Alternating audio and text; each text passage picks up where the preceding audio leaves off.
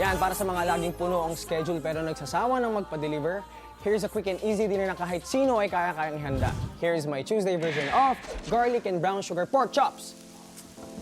So ayan, ito na ang ating pork chop. Tapos ito ang ating salt, tsaka ang steak seasoning. So lalagyan muna natin siya both sides. Isi-season natin siya. Salt.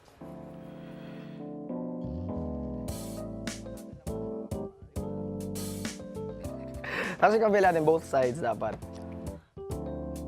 We've heard of dogs and cats providing comfort for their owners. Pero alam nyo ba na kaya rin daw gawin niya ng mga baboy? Pinatunayan niya na San Francisco International Airport who houses the country's first therapy pig named Lilu. Si Lilu ay nag-iikot sa airport para pasiyahin at pakalmahin ang mga pasahero before boarding their flights.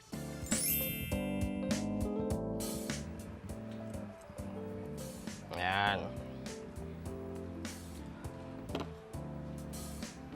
So pag nakasiso na siya, iluluto na natin siya dito. May tong ba tayo dito? Wala. Kamay na lang, no? So ganyan. Luluto na natin siya. Wow! 3 minutes siya each side. So ayan, habang nagluluto siya, meron tayong pinrepare na kasi para to save time. Meron na akong niluto kanina na pork chops. Pero yun, 3 minutes siya each side. Okay? So ito na yung luto natin na pork chop na 3 minutes lang each side. Tatanggalin ko muna siya. So hindi pa siya totally luto kasi iluluto pa ulit siya mamaya. Yan. Ayaw natin itong excess oil, kaya tatanggalin natin. Yan. Tapos hayaan lang natin yung pan na umiinit. Tapos gagawin na natin yung sauce. Na kailangan natin ng chicken stock. Nang syempre, doon mismo sa pangalan ng recipe, brown sugar. Tapos, garlic. Tapos gagawin mo lang, haluin mo lang siya. There.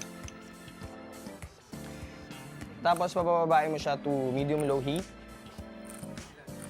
Tapos ilalagay na natin itong sauce. Yan. Lang. Tapos yan, hayaan lang natin siya, kailangan kumulo lang siya ng konting bubbles lang.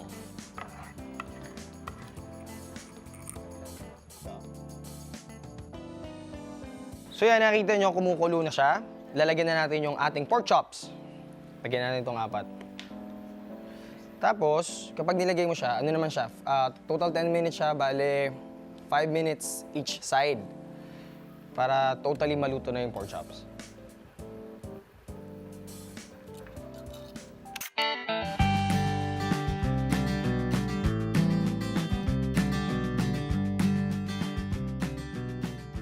Okay, tapos na mga Mars at Pars. Tara kayo tayo. Come here. Tignan niyo to. Yes! Ayun na nga. Ang bango Ayun na nga. naman yan. Diba? First time ko makakatikim ng Kristoffer Martin. Oh, Naku, Luto. ito na, matutuwa ng iyong ka. barkada. Yes. Ipagmamayabang mo na ang luto niya sa iyong mga friends. So yung mga gimmick nyo next time, thank you.